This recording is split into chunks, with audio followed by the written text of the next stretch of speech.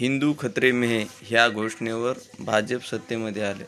आज मराठा आंदोलन पाहू शकतो आणि ओबीसी समाज, मराठा हिंदू, ओबीसी हिंदू, तरी पण यांना हिंदूचेच प्रश्न सोडवणं होत नसतील।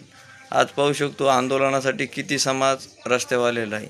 हा जर समाज जरा योग्य वेळी योग्य मार्ग काढून यांचे प्रश्न सोडून हा समाज रस्त्यावर कसा येणार नाही, कामात कसा गुंतलेला राहील, याच्याकडे जर आज सरकारनं लक्ष दिलं तर आज आर्थिकदृष्ट्या कमकुवत झालेला आणि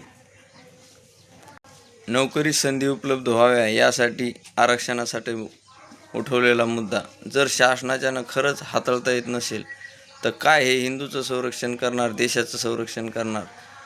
आज जर देशात जर नोकऱ्याचा प्रश्न उभा होत असेल आणि आरक्षणामुळे जर वाद निर्माण होत असेल, हेच जर भाजपच्या हिंदूच्या घोषणेवरून आज हिंदू नेते पण हिंदूच आहेत तरी पण जर यांना हे प्रश्न सुटत नसतील तर यांच्या सत्तेत येऊन काय फायदा।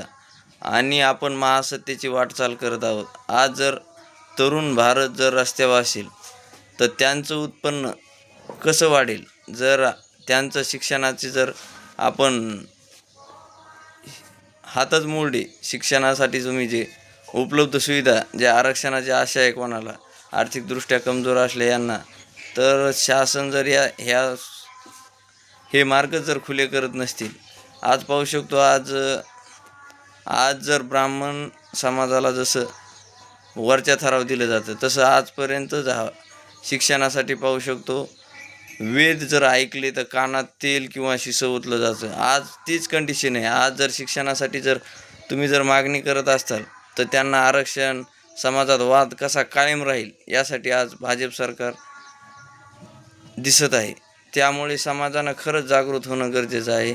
छत्रपती शिवाजी महाराज झाले, बाबासाहेब आंबेडकर झाले, महात्मा ज्योतिराव फुले झाले, यांना जसं शिक्षणासाठी छेडलं आज पण त्याच पद्धतीत छेडलं जात आहे। आरक्षणाचा मुद्दा उपलब्ध केला आणि त्यामध्ये समाजाला वेठीस धरलेलं आज दिसत आहे। एवढं बोलून माझे शब्द 2 शब्द